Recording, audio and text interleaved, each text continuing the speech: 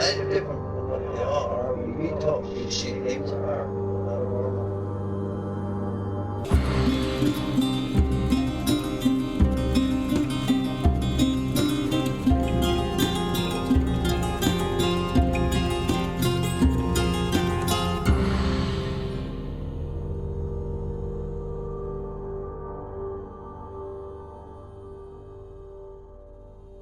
Welcome to Strange Familiars.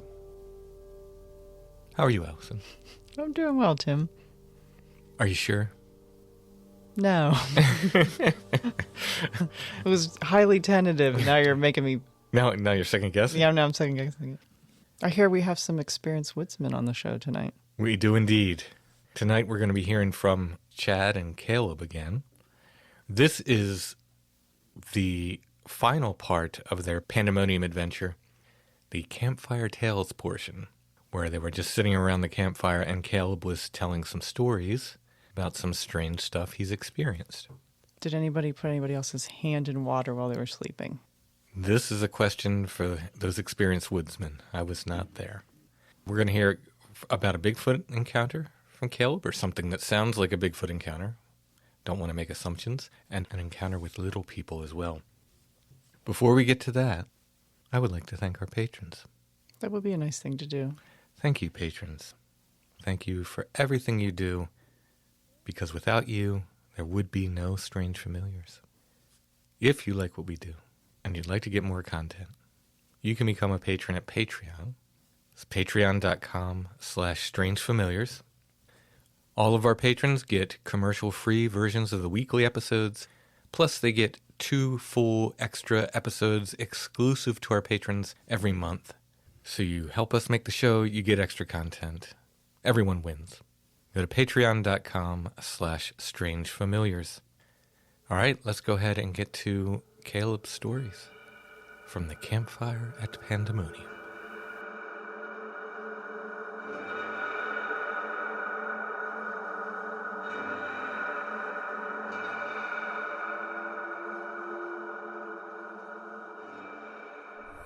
Okay, so this is file 2, and this is going to be the campfire stories.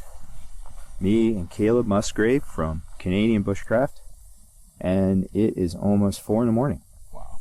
So, yeah, that's why I said we need to go quick, because we're like, not that we're going to go. We're burning night. We're burning nighttime. So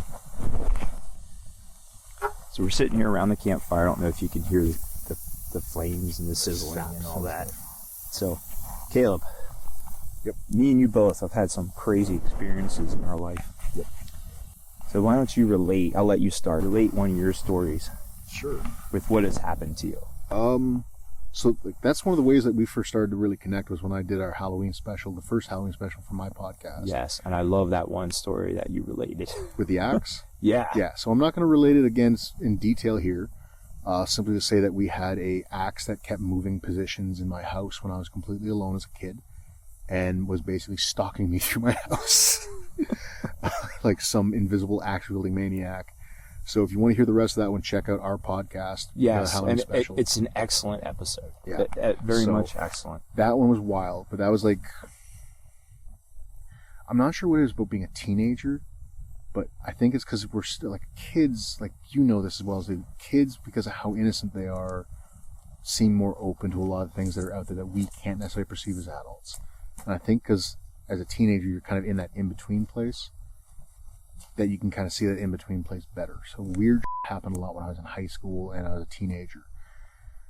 But the really weird stuff happened when I was an adult, because now I should have more logic and have less, have more world understanding. I've been in the woods more. Things should be less freaky to me now. Right. Didn't work out that way.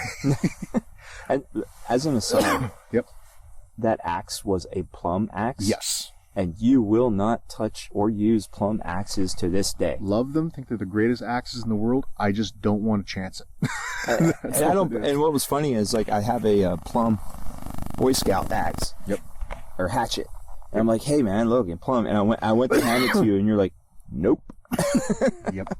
So yeah, pardon me, I just inhaled some smoke. Yeah, campfire smoke. And, so yeah, that was hilarious. But anyways, go ahead. So yeah, I won't reiterate that whole story, but basically that was one of my first really freaky encounters.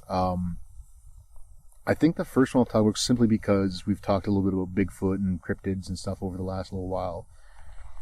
I've had 2 encounters with what, as we said in the last talk that we had, what we refer to as Gitchisabe or Sabe, which is our word for Sasquatch. Or Bigfoot, or whatever you want to describe them as.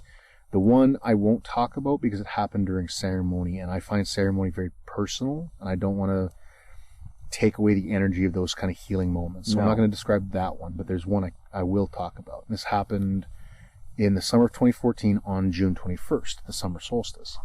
And I was in the Pahasapa, which is Lakota for the Sacred Black Hills. We were doing an archaeological survey to do a timber fuel reduction sale. So I believe it was the western pine beetle had wiped out 60 to 70% of the ponderosa pines, and they were concerned that there would be a wildfire and the soil there is like 1.5 inches deep at the best in most areas. So if you have a fire that goes through there raging with it's like 70% of the forest, you sterilize that ground. It'll be thousands of years before that soil replenishes enough to grow life. So it's important. Sometimes logging like that has to happen. So, but before they can do that, they got to find all the critical archaeological locations that we need to be concerned about. So I've been working there for about 3.5 weeks, and we're going through this big valley. And I'm not going to give exact detail, because the locations were put into a code that the U.S. Forest Service used. I don't have the UTMs or coordinates of the exact places anymore. They'd be given like snake species names, or they'd be given like tree species names for like code words for their documentation. So I don't have all the details anymore of where we were. All I know is we were not too far from Sundance, Wyoming. Beyond that, we're, 50 to 60 miles or more into the woods through all the back roads. And there's this big, long, really beautiful valley. And it would go on and on and on, snaking through this creek system that was there. And you have this, where we were when this all went down, it was about 250 yards across the valley bottom from one ridge to the next of the Black Hills.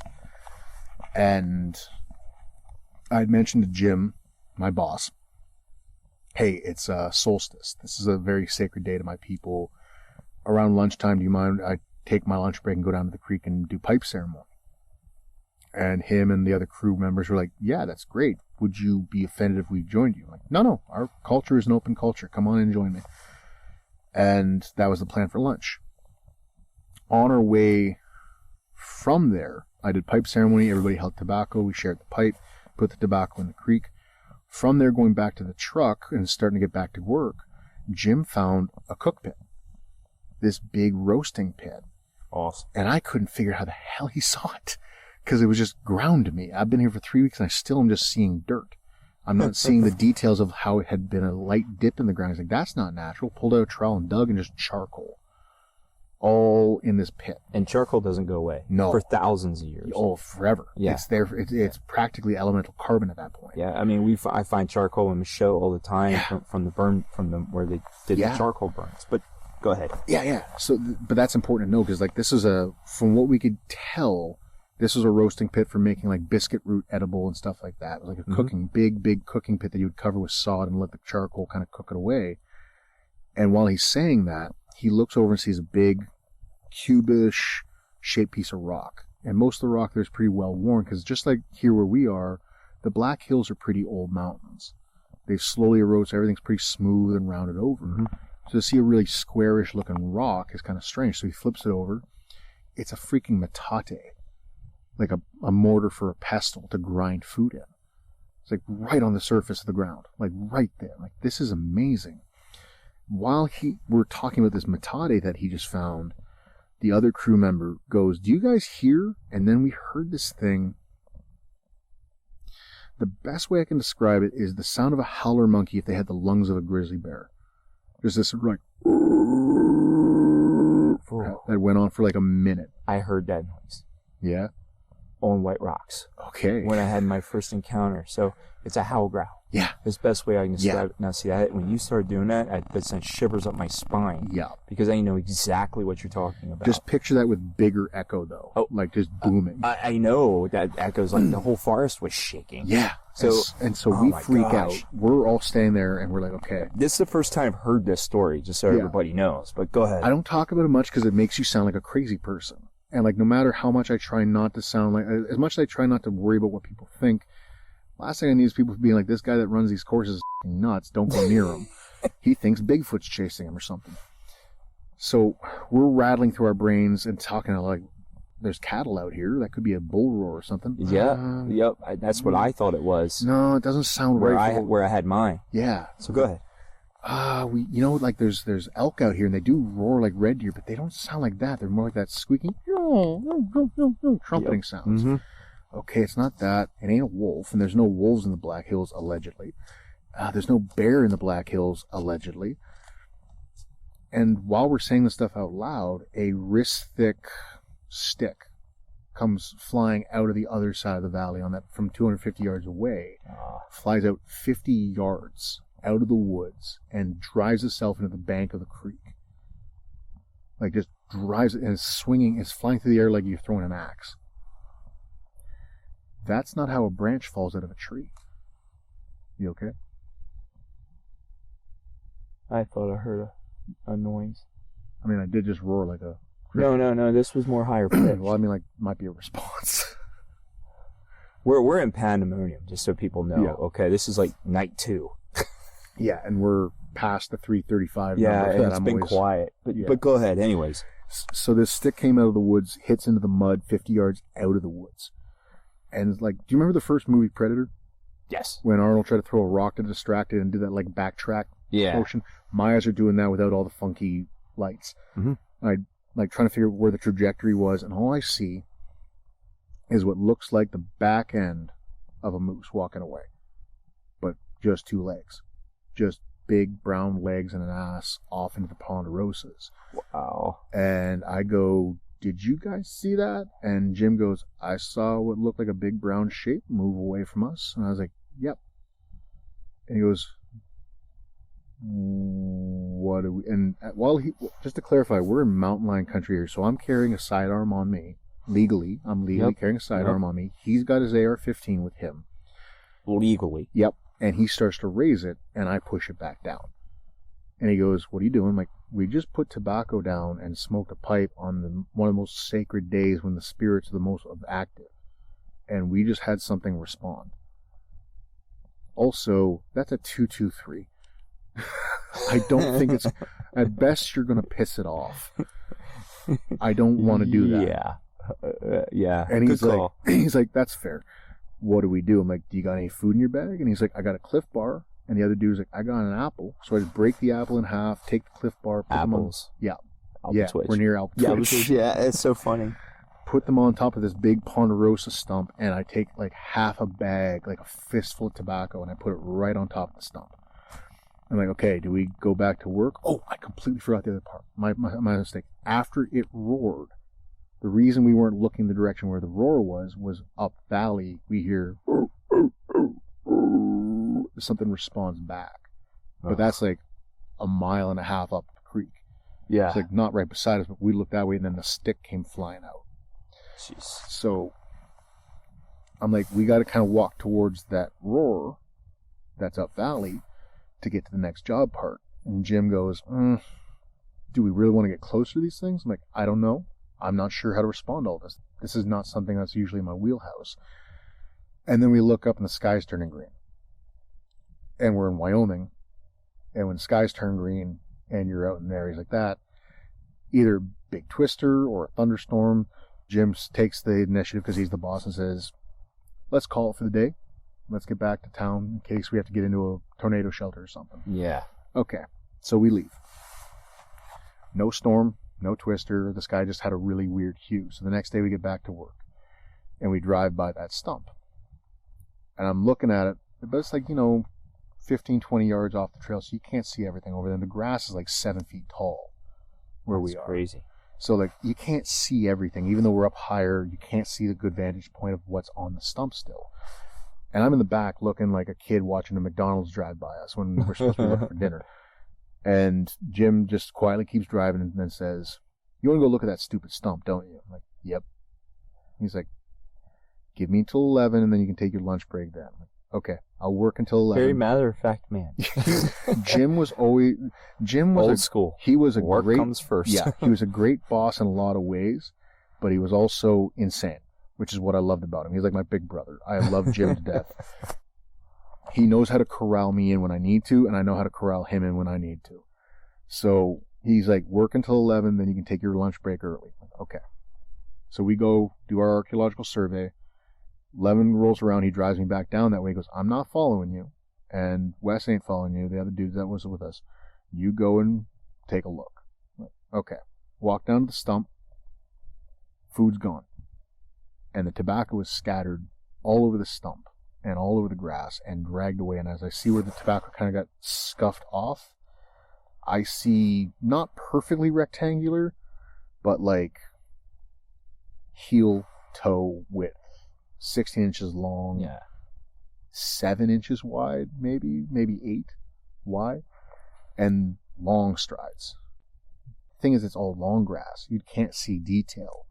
Like, okay. like here. Yeah. Now, let's let this known. You're an experienced hunter. You're an experienced tracker. Yeah, I've been tracking animals since I was a kid. And I've been trained by some of the best. I'm not a master tracker. No, but like, you know your stuff. Yeah, I know what I'm looking at usually. So that sounds like what we saw here. Yeah. Where me and Tim. This was after our first camp out here when we had the things going around us. Yeah. And I was taking stuff, and so we had been up from 3 o'clock in the morning till like 6 o'clock when the daybreak came. Right. And we're like, okay, we're just gonna leave.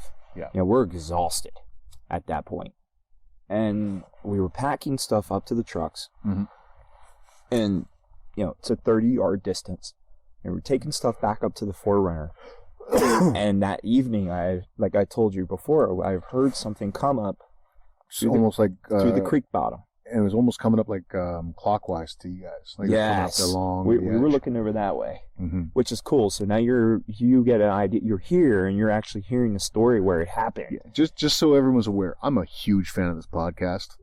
My wife knew about the podcast before I did. I was listening to the podcast, and then Chad reached out, and it took me like a month to figure out that you are Strange Familiars crew. Yeah. And then I just lost my shit. I was like, this is so cool. and I just reached out to you because we're woodsmen, we're fellow woodsmen, and I love Canadian bushcraft. It's so cool. You guys are very knowledgeable. You present it in a way that's understandable to normal people. We do our best with that, yeah. And you guys aren't like, I know everything. Yeah. No, there's people that are much smarter than me. That's that vole mouse thing that me and Ryan were here. Okay. Yeah, it's just a little critter running around. That one actually be a bat right now. Yeah, I was going to say that's a bat. Yeah. But I enjoy your podcast immensely. And I love the Strange Familiars podcast. Yeah. You guys are awesome. So this is like, just so you're all knowing, I'm fanboying like hell this last 24 hours has been great. So anyways. Yeah, to be in the spot where Pandemonium episodes were is like, this is surreal to me. This is phenomenal. Much less stay here. Yeah. So this is cool. There's not many fans who have been here or stayed here. But I didn't know if I wanted to stay here. Yeah, I know. This is so cool that I love it. So it had gone up, and I heard walking on the stones, on the gravel. And I was like, no, nothing's f***ing with my truck. And I grabbed my axe. Yep. I didn't carry a gun then. Yep. And let's be fair, I don't have a gun here either. And I went up. There's enough people here that you don't even want to be confused by the branches breaking. Yeah, absolutely. We're armed to the teeth. Yeah. And ran up to the truck. Nothing was there. So anyways, the next morning, we're putting stuff away. And I saw those footprints like you were described. And the grass was probably about 4 to 5, 4.5 feet tall. Yeah. Because it was much taller because it was the end of August. Yeah. And you could see the strides and the big print in the grass. I'm like, oh my God, something bipedal passed between us and the Forerunner, and we never saw it. And we know it's bipedal, just for those who are curious, like, how do you know it's bipedal? Well, there's a few ways. The first one is almost any animal that's quadrupedal is either going to have weight at the front of its body or weight at the back of its body, and the feet are going to be bigger where there's body mass. So a bear has bigger hind feet because their butt and their stomach are more mass than their shoulders. A wolf or a coyote is going to have more mass at the front. A deer is a great example. With that big antler rack and their big chest, they're going to have bigger hooves on the front than the back end. Yep. All we're seeing is 2 identical sized feet. That's it. there's no smaller feet. That was Tom. Yeah, that was Tom. He's having a nightmare. Yeah, we got 2 guys sleeping here, so if you hear snoring, that's what that is. There's no growling unless we made the growler. We say, "Oh my God, that's growling." Yeah. So don't worry. Or we scream in panic. But anyways. So that's the first thing. It's like there's only 2 feet and they're the same size. There's no differential in the size. Like a deer being a diagonal walker, it'll look like only 2 sets of tracks, but how their toes are connected, how wide those feet are. Wolf, coyote, bear, the same thing.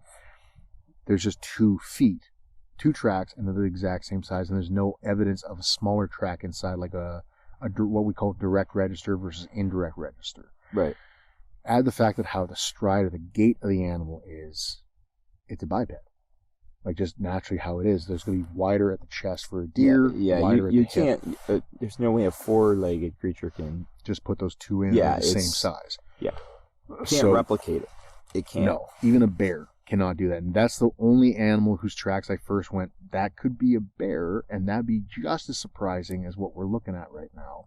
Because again, it's been like 150 years since a brown bear, who's the only bear or animal I know that can make a track that's 16 inches long, would be around. Right. There hadn't been brown bears in that region in 150 years. They'd be as much of a cryptid as a Sasquatch. So I called Jim, and he comes down. We look at these tracks, and just to clarify how, like, we're just talking about the shape of the track. We can't find toes. We can't find a heel because this is all just crushed grass. There's not, like, again, I'm not a master tracker. I haven't gone through the Cyber Tracker course or any of that kind of stuff. I'm a hunter who learned from some really good trackers to understand what I'm looking at better. That's as much as I am as a tracker. Which is still better than I've most looked at people. a lot of tracks, but I'm not a master. So some people, John Young, my buddy Chris Gilmore, my friend Christina Yu, they could possibly go to that grass and figure out where the pad of the toe is, the pad of the heel, things like that. I can't. I'm just seeing big, not perfectly rectangular shapes that are walking with a gait and pushing the grass down as they move. When Jim gets over and the other crew member gets over, we can realize that the tracks went around that stump a couple of times, almost like it was investigated, and then went back the way it came. So I'm like, I might be able to follow this animal. Because I'm trying to be as critical and skeptical as I can. I don't want to just go, it's a Bigfoot, we're squatching now.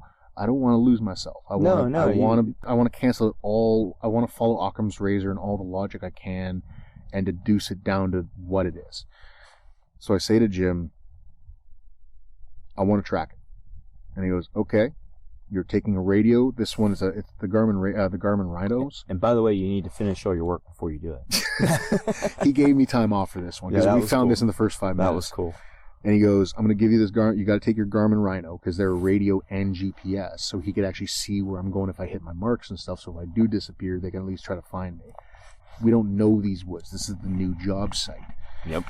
And so I go and I follow it, and it's going down towards the creek. I'm like, well, at least I'll get a nice track because it's nice, thick, organic muck. So I'm going to at least see if it's a bear with big claws or what it is, or maybe it's a dude walking who just happens to be like Shaquille O'Neal or something.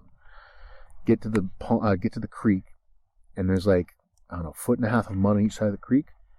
No tracks. But then the tracks started getting in the grass, and you can see where there's an impact. This thing jumped the creek. It avoided leaving tracks. Tell me an animal that avoids leaving tracks, and I'll show you a unicorn. Yep. Because that doesn't happen. Animals don't try to avoid their tracks because all predators use their sense of smell except for humans. So even if you cover your tracks, a dog's going to find the trail, a wolf's going to find the trail, a mountain lion's going to follow the trail. Yeah, so to them there's no point. There's no point hiding it. Yep. Why did this thing jump the track? That's a track trap. That's the perfect place to find a track. Why would it not leave a track? Why would it avoid it? Also, what animals avoid getting their feet wet? I don't know too many. So I don't see that logic showing up. Yep. So this has got to be a person. But that's a long stride and a big-ass foot. I'm a size 15 wide. This thing makes me look like I got a size 9 foot. Right? Like it's a big track. Okay, well, the other logging road is just about another 50 yards. That's all sandy gravel. There's going to be at least a heel scrape or something there. Get up there, and it's like, it's a 2-track, but it's been leveled out by logging trucks over the years. Okay. It jumps the gravel. It's avoiding tracks, That's dude. crazy. It's avoiding leaving obvious tracks. That's and nuts. It just keeps going uphill. So I'm like, okay, I'm going to follow it until I know what it is. Because, again, this could be anything. I still don't know what it is. I'm just happen to see big tracks of something that can avoid leaving tracks and obvious track traps. Get up about 50, 60 yards. Now I'm up in the ponderosas. There's a lot of pine duff on the ground. And Yeah, again, it's like here, a lot of springy. detritus. Yeah, it's You're not going to see much. It bounces back pretty quickly. It's been, who knows, 24 hours, less than 24 hours. By then, the forest detritus starts to spring back up from just natural springiness of the material of tension and stuff. So I lose it after about 60 yards up the hill. And I radio Jim. Hey, I lost the trail. He's like, whereabouts are you? I'm like, you want me to send you a ping? Yeah, send me a ping. So I hit the GPS and share my location. And he says, you're about where that stick came from. Really? He's like, yeah, like that's about where we saw that ascent of a moose looking thing. And I'm looking around and I can not see anywhere on the ground where a stick would have been picked up.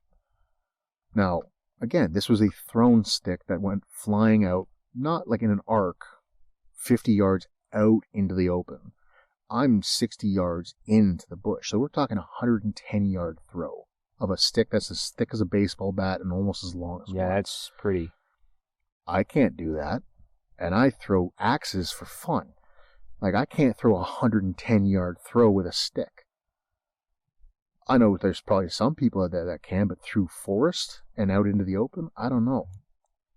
And I can't find a stick anywhere on the ground. And there's no raccoon that's going to do that. There's probably no Bloody Is there raccoons out there? Not that I recall. Not to go out There's on badgers and stuff. Not to go out on a tangent. But No, I hate raccoons. yeah, I need to. Well, I don't hate them. Raccoons hate me. You know what's funny is you have that in common with Tim. Neither one of you are like super fond of them. Yeah, I love possums though. It's not that they're trash critters. I like trash critters, but raccoons and seagulls and I don't get along. Yeah, raccoons are. Yeah. But anyways, Go ahead. There's no like when we're talking about the pine cones in the last talk we were talking. Yeah. How there's like divots in the ground of where they've been sitting for a while. Mm-hmm. There's nothing on the ground of where the stick should have come from. Nowhere. I'm looking around and it's just pine floor or sticks that are already there. There's no missing. There's no negative of the positive that there was, like the stick that would have been in that spot. So I start looking around, and I just happen to look up, and about 11, 12 feet up, there's a ponderosa pine branch that's been twisted and twisted and twisted until it broke. It looks like a Twizzler, like a licorice Twizzler. And just the end is green stick. And I'm like, that? Do you know of any animal that can grip and twist like that? Like a bear can kind of cup something with both hands and turn it. Raccoons can do things, but they can't twist a wrist-thick stick. No, hell no. And then throw it 110 something yards. Yeah. So I start going back down and I find that stick. And it's green. And it's got the same fractures on the end of it. I didn't take it all the way back up and, stick it in because that's 11 feet. Well, no, you can pretty much tell. I mean, it's the stick. Yeah. So something saw us, ripped a branch 11 or 12 feet up, twisted it off until it broke, and then flung it 100-something yards out of the woods and into the open, and stuck itself in the ground like a javelin. That's crazy. Like the force behind that throw. I never figured out what it was. And to this day, I could say it's Kitchisabe, I could say it's a Sasquatch or a Bigfoot or something of that special lineage or something. I don't know. And I'm okay with that. I'm okay with not knowing what that was because I gave it tobacco, I gave it food. To be honest, you'll never know. We're not supposed to know. When I die, maybe I'll know. Somebody in the next life will tell me what I was dealing with out here, and they'll be like, yeah, you should have watched less TikTok and spent more time in the woods or something. Because you would have figured it out or something. Yeah. There'll be a key one day when I'm long dead. But I'm okay not knowing. I'm okay just appreciating this experience of having something yell at me and throw a stick at me and then take an apple and a Cliff Bar. And maybe stick some tobacco in his bottom lip or something. I don't know. That's my... I'll call them bipedal sapient Americans. That's always been the joke we call them because we wanted to sound like we weren't crazy that whole time. Those damn sapient Americans, all that kind of stuff. But yeah, the closest animal I could describe it as would be either the ascent of a moose that happens to have 16-inch long feet, And you know what an ass end of a moose looks like. Yeah, because they run from you every time I try to get a gun on them. It's smoking right up your lungs. That was incredible. It's like somebody shoved it down you. That's my story. I don't have any ending to it other than I found the stick and where it came from, and it's no way that somebody did that. Like, we kept thinking maybe someone's messing with us. Like, maybe no one knew we were working that job site that day. We chose that new job site that day because we had 5 job sites to go to that week. Yeah. We chose that one at random. So it's not like anyone at the U.S. Forest Service knew we were going to be in that zone that day.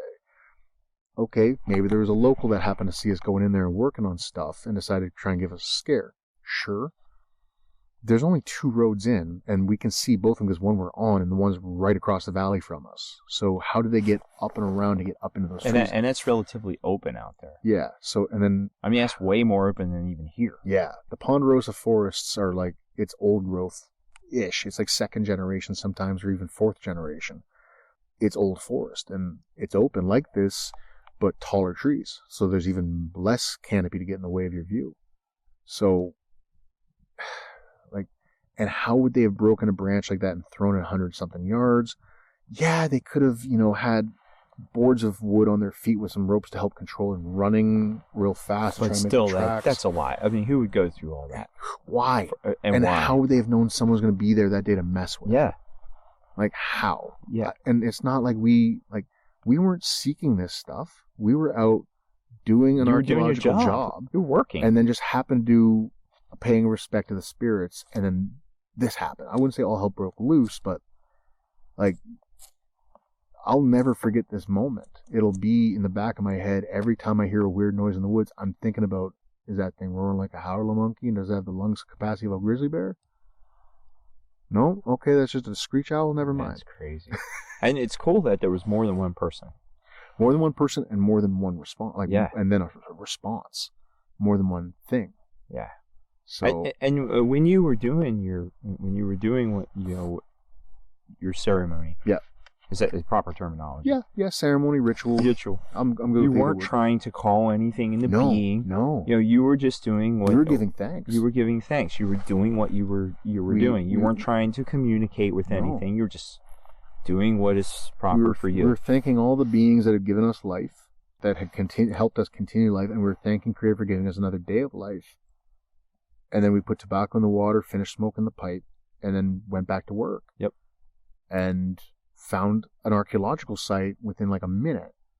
And then within a minute finding that, or closer to 3 minutes, I guess, after, because Jim shoveled around for a bit and then rolled the rock over. Like 5 minutes after we put our tobacco in the water, howler monkey from hell. Like. And I know that sound. Yeah. It's scary. Yeah. And it's deafening. And it echoed. And then that response like a minute later as Jim was like trying to decide if he should raise his rifle again or not, and then the sky went green. Like, that's the part that keeps, like, no storm came. There was no thunderstorm, there was no tornado. It was time for you to go. Yeah, I think it was just the forest being like, you got your message, get out of here. Yeah. Go on, get out of here, you thank crazy you little thank you for the thanks for the food. We appreciate it, but you're done.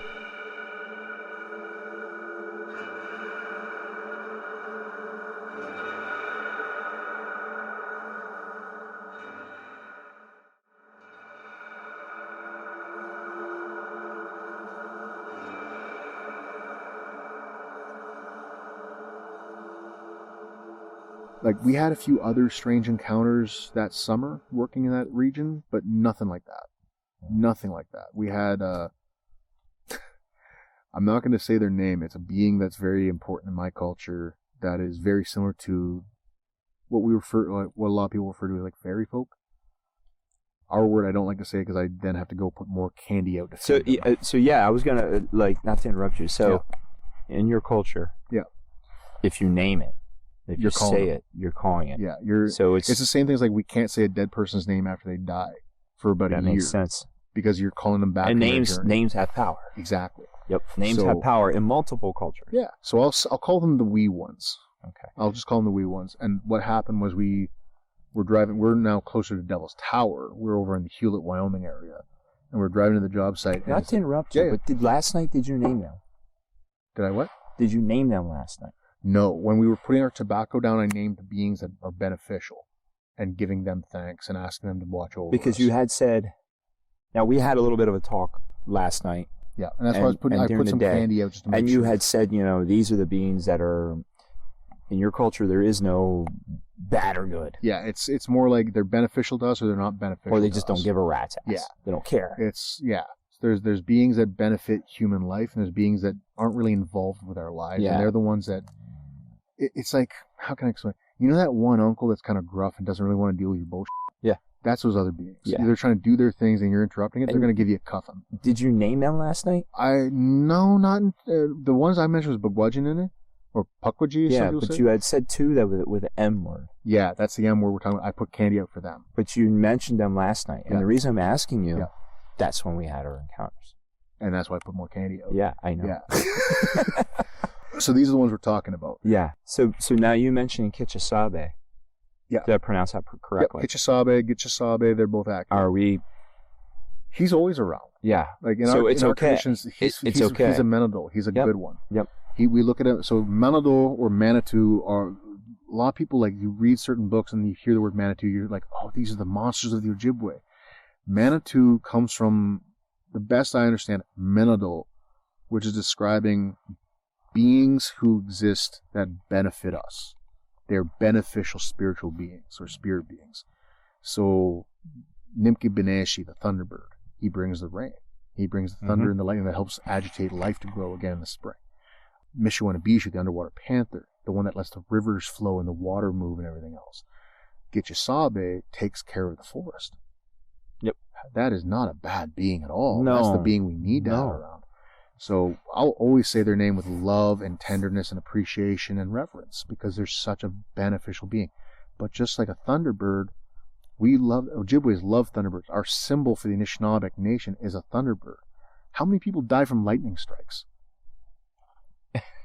Just because it's beneficial doesn't mean you should always have it. How many people drown?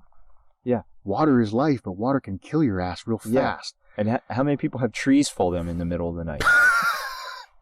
We're laughing because we actually had that happen last Big night. tree went down. We last mentioned night. that on our other talk, but no, and Mhm. now we're not saying something pushed it over, but it's just It was like a weird time. you're in their environment. Yeah. Whether This it's is their home. swimming in the lakes, Yeah. and I know Rolling just in the from my snow. a little bit of knowledge I have of like upper Huron and like those areas up like upper New York and Yeah. all that, like, when you said the water panther, Yeah.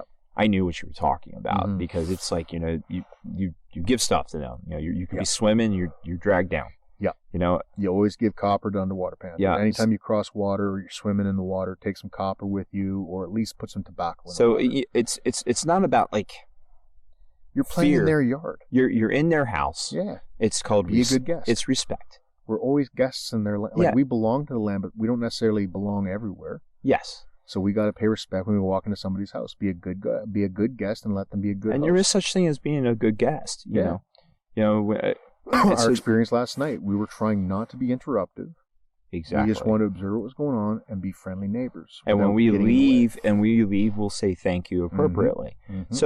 So it's just like they too, are like, they have their rules And they have their protocols. and they have their protocols.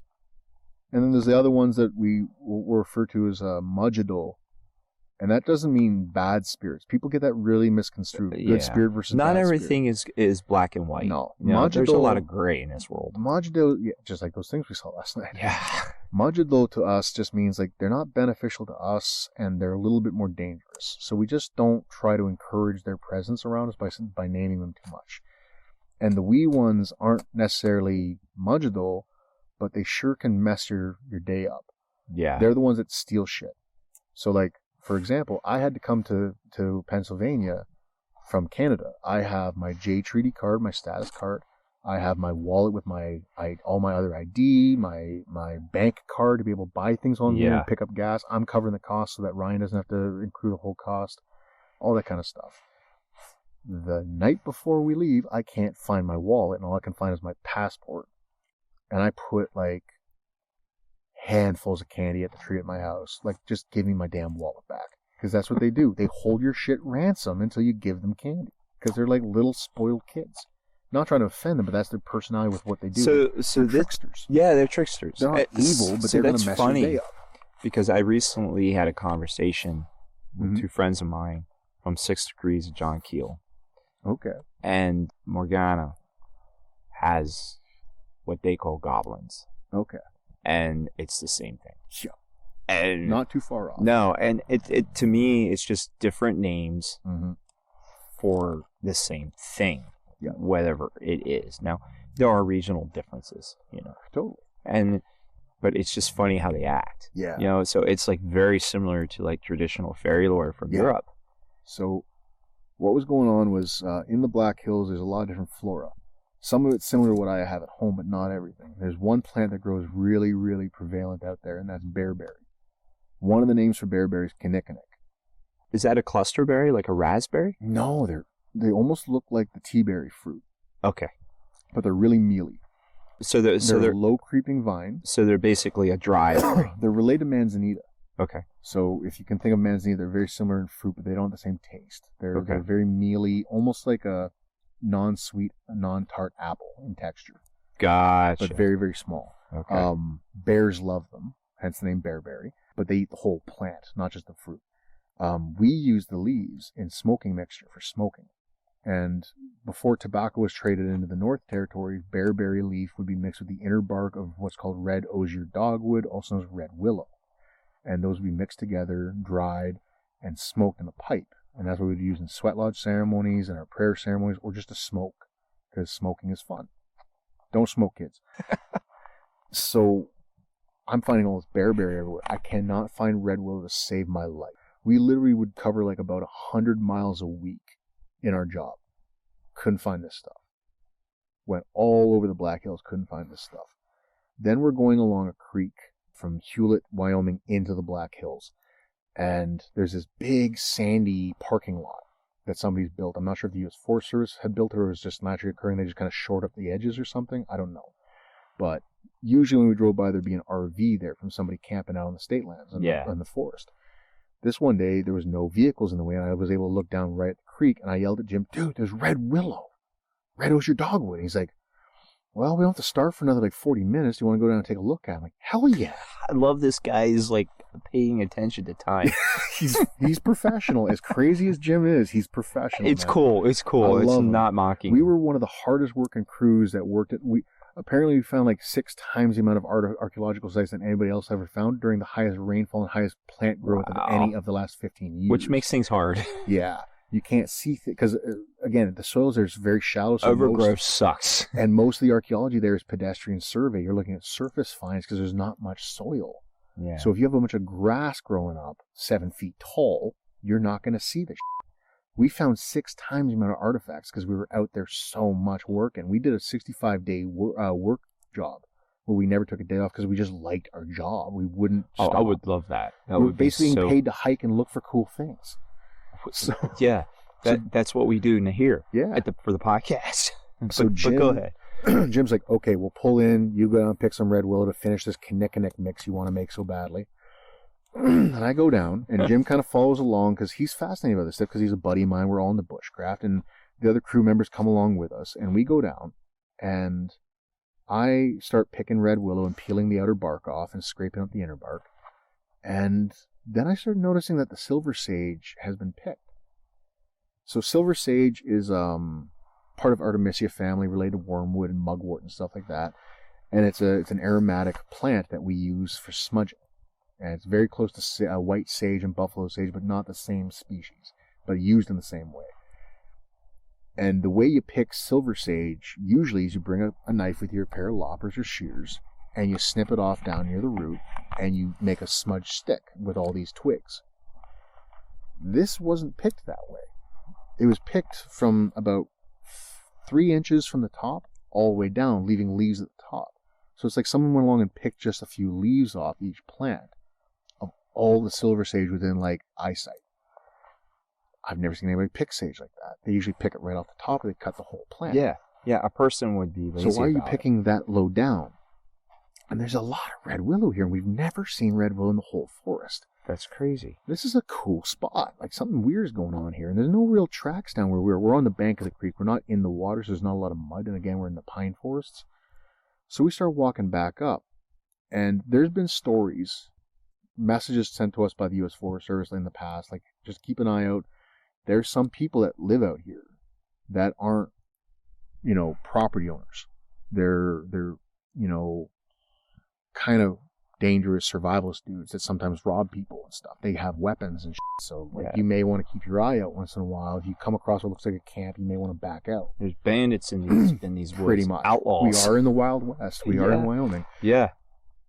And so we start walking back up to the truck. We have this big Chevy Suburban, and 2 of the doors are wide open. And we all closed their doors, and Jim locked the truck.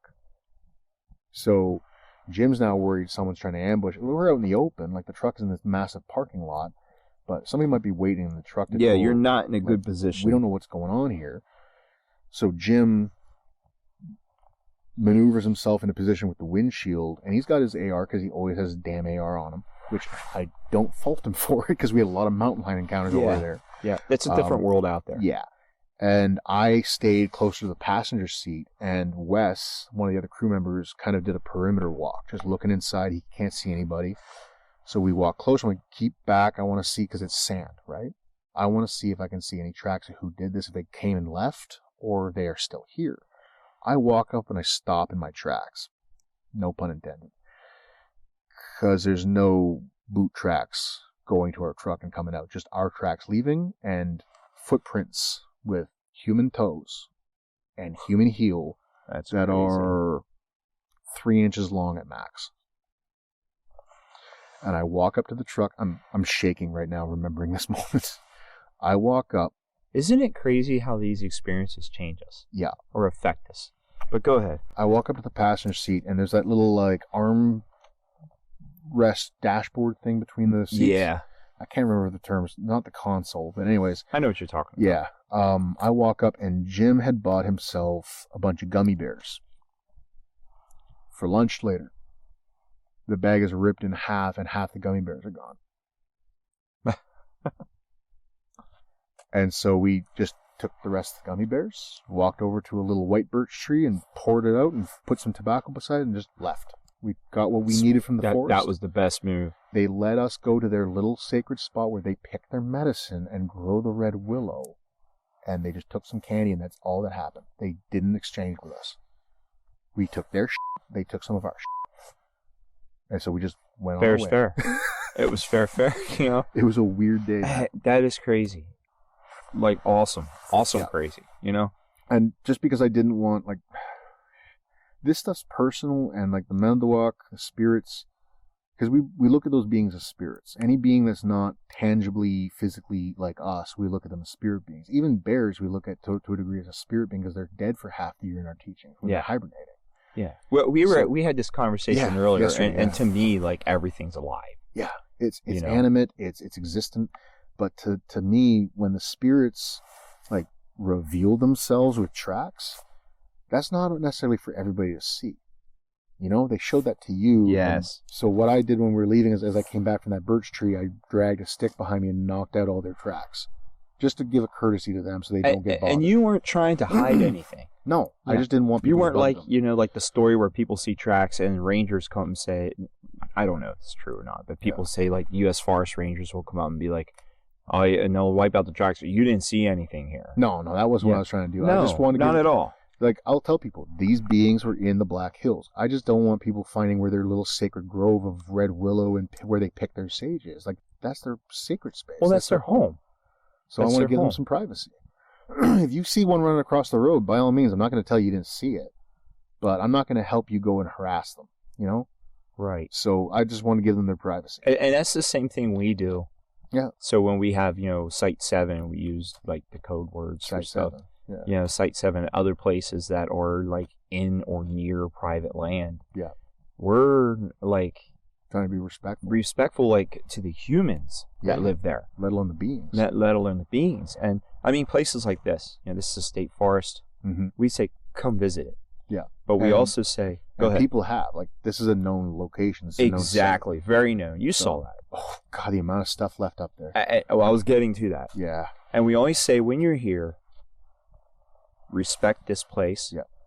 And I'm not saying this is all ghosts. No. You know, this is not just all spirits of There's people beings. here.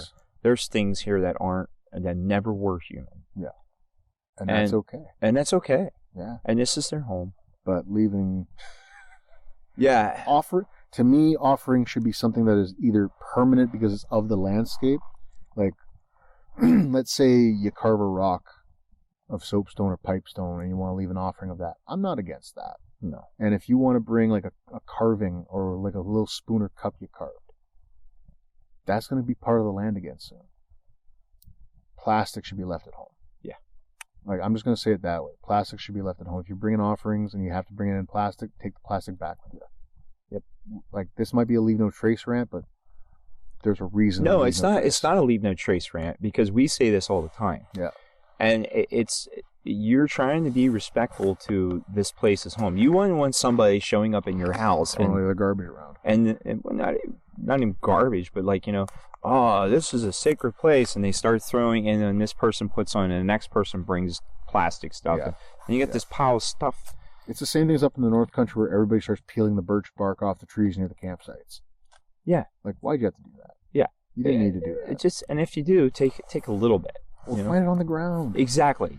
So when I take my tulip poplar bark, I don't take it off living trees. Mm-hmm. I take it off branches that have already fallen. Yeah. And so now And we're also gonna. know that's dry and good to burn. Yeah, and we're gonna go on a rant here. Yeah. Okay, I'm going off on a tangent. So I That's hate. smoke. Yeah, I know. My goodness. We're sitting right by the fire. Yeah, we're trying to stay warm right now. Yeah. It's cold. Yeah. It was 46 when the sun was still up. And So in Celsius, it was like 5 degrees 3 hours ago. Yeah. So we're hovering around freezing right now. Yeah. Whenever I see, you know, on Instagram, the bushcrafters, and I use that with air quotes. Yep. Or you Google bushcrafting, you see these guys making what I call forts in the woods. Yep. I hate that. Yeah. Because to me, that is not true bushcrafting. Yeah. I And say. we actually talked about this on one of our episodes. Yeah. The ethics of bushcraft kind of Yep. And it's because there's been people that, you know, that get inspired by what we do and what we show.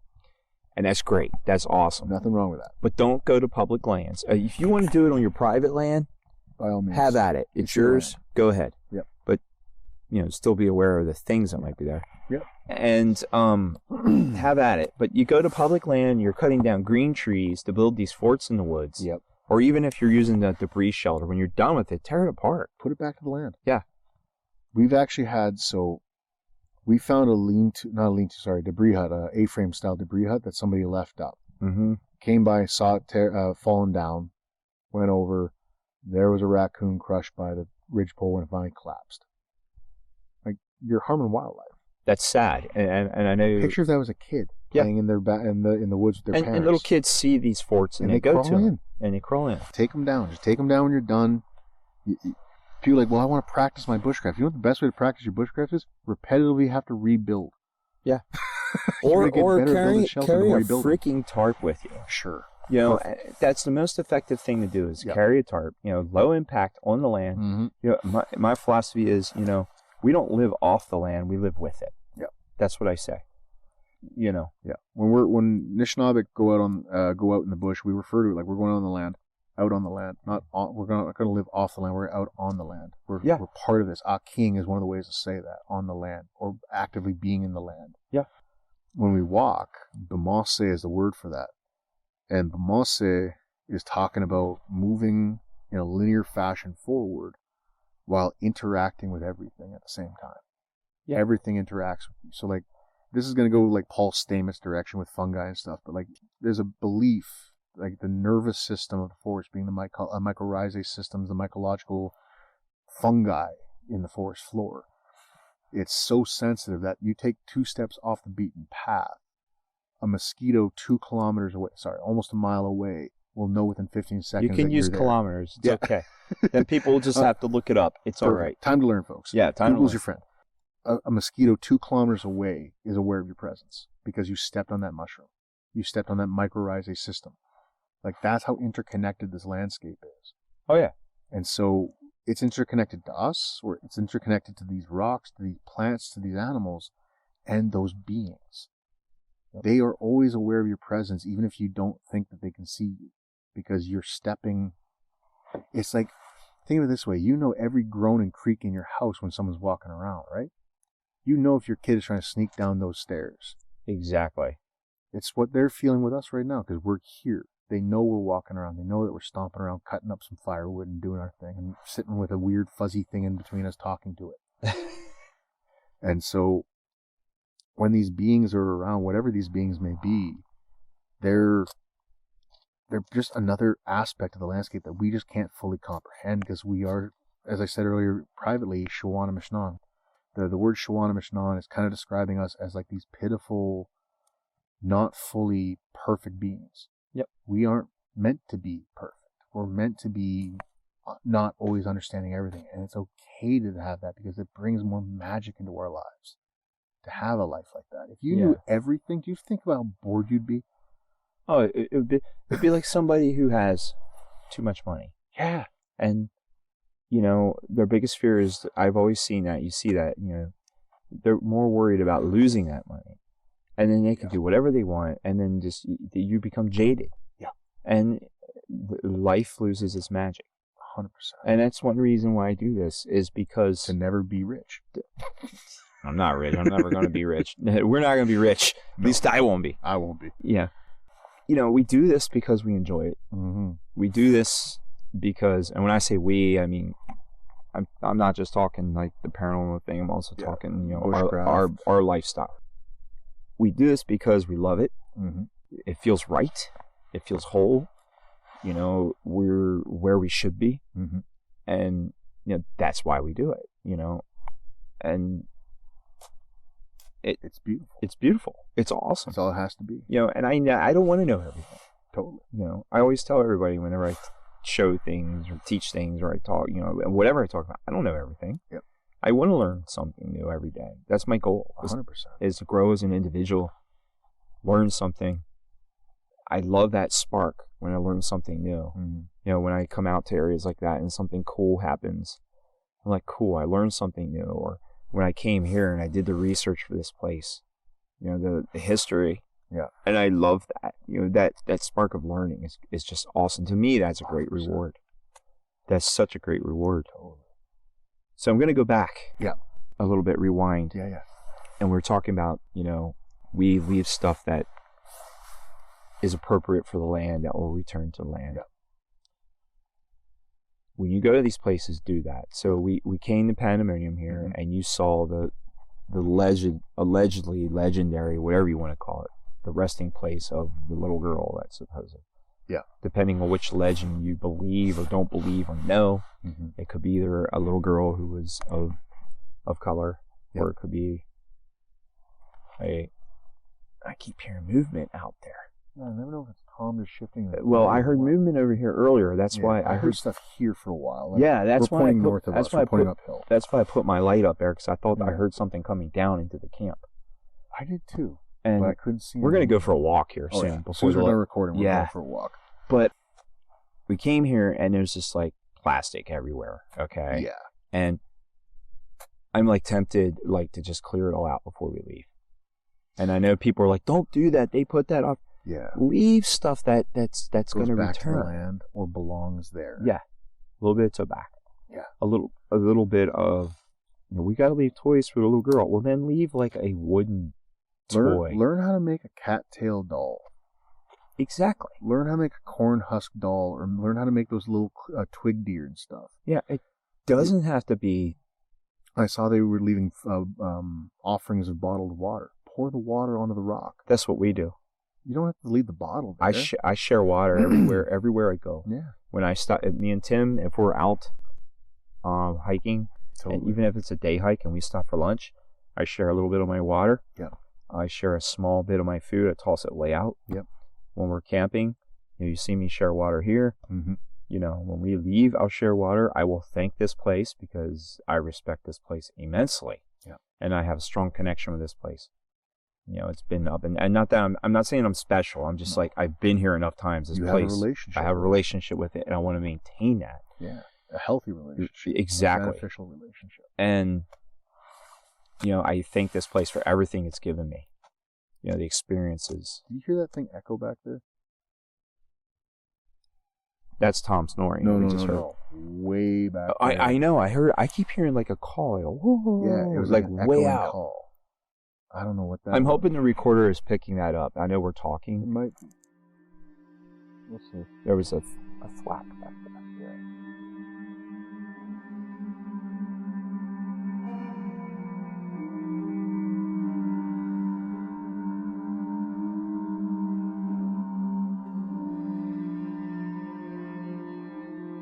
What curious item do you have for our curiosity of the week? I'm curious. Well, I like to stay on theme. Mm-hmm. So this is a little girl and her doll. Okay. Now I have to. I just thought it was a cool kind of spooky image, and it has absolutely nothing to do with the episode that has just passed, but is, I think, generally within the Strange Familiars aesthetic. Well, we can stretch it. Okay. We can really stretch it. All right. At Pandemonium, Yeah. there is a supposed grave of a supposed escaped enslaved girl Oh. where people leave a lot of gifts, a lot of toys and beads and... Is this part of a larger cemetery? It's just outside of what they call the Pioneer Cemetery, which was the town cemetery for Pandemonium. So there's no proof that this actually happened. It's like a legend. Oh, okay. And in fact... Now you're walking things back. Well, There. the story itself has some elements of racism to it. Let's not get into that. Okay. At this point, people may have tulpa'd this little girl apparition into existence for all I know. It doesn't matter. There's a stump there where people leave gifts, toys, beads, all manner of things for this supposed little ghost girl. So your photo kind of could fit in. It's a little girl with a doll. I guess my question would be, why would she be there? I don't know. Look, I don't believe the Yeah, story I yeah. really don't. Every house that's older than 1865, people think was part of the Underground Railroad, and it's not true. Or has a Civil War soldier in the walls. Got trapped in the walls. Well, Let's get back to our I don't know curiosity. where this girl is currently trapped, but in this one frozen memory that we're trying to sell here, it's pretty cool because her doll has, as they say on the Antiques Roadshow, pride of place on top of a table. Now, would people have to thaw this frozen memory? No. No. Okay. I don't know where you're going with that. Just being silly. Okay. But it's a girl who's pretty happy with her creepy little doll on the table. Would you say there's a high chance that doll is haunted? Say yes. I'd say the chances are about 84% Yeah, that's pretty that high. doll's haunted. We were talking about haunted objects on the Strange Familiars Discord, and I was commenting about the sheer number of haunted dolls there seems to be, because I would go to these paranormal conferences and so forth, and every ghost hunting group would have on their table a old doll, some kind of spooky doll, which they claim was haunted. Not as much anymore. It's kind of faded. It was more the trend a few years back. I think everybody wanted their own Annabelle. Yeah. I mean, because you don't see a lot of like haunted, oversized Tonka trucks.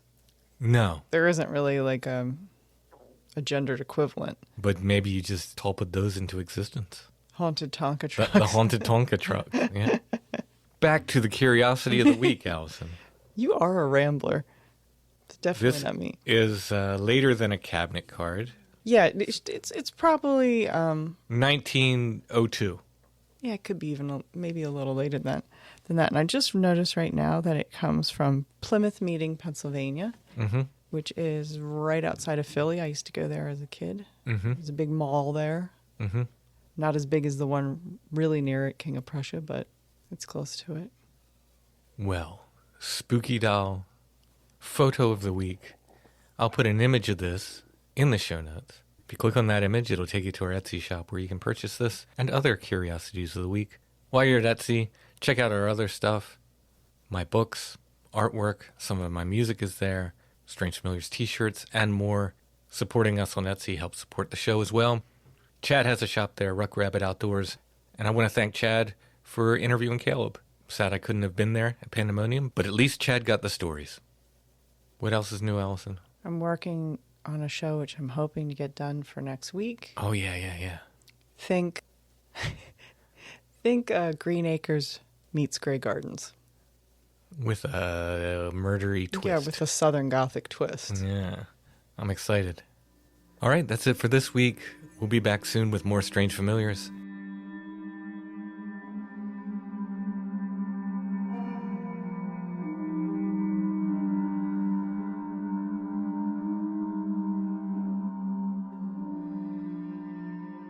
Strange Familiars is a production of Dark Holler Arts, music, books, art, podcasts, and more.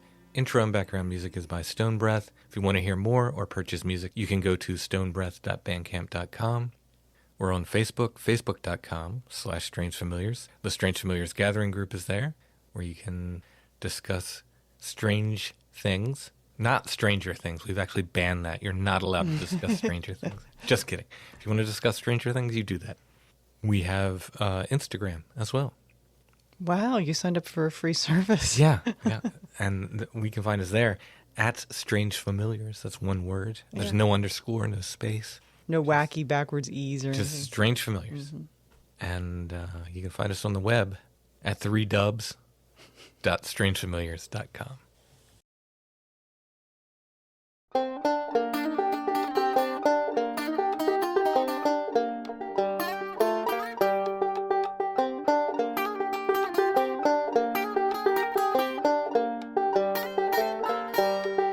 Silver hands, spider webs, knot and twist upon my head. Yesterday fades away, rose tongues gleam with drops of red. Tears mark all the paths that I roam. Tears will cut strange runes into my bones. My bones, my old bones.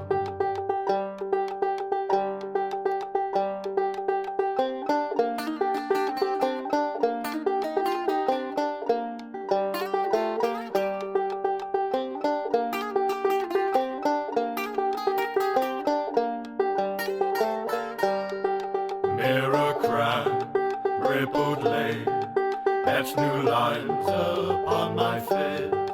Mirror shone, iron hung, leave red streams all in my way.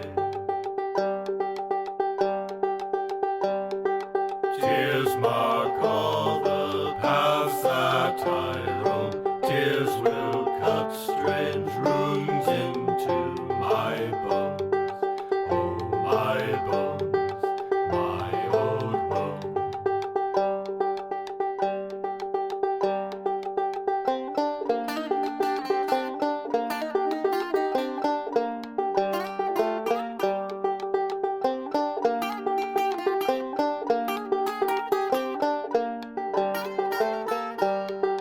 Draw the knife, shine the blade, I walk on fields of my own make. Kiss of brine, tongue of fire, all I give the worm shall take. Tears mark all the paths that I roam. Tears will cut strange runes into my bones.